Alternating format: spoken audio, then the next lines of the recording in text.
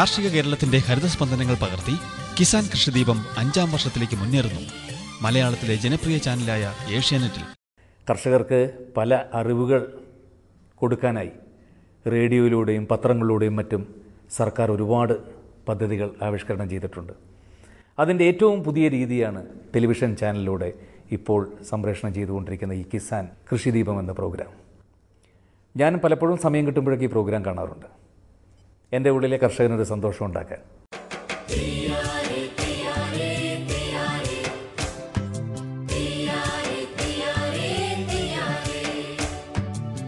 വെള്ളിയാഴ്ച വൈകുന്നേരം 5:30-നും ശനിയാഴ്ച രാവിലെ 8 മണിക്കും.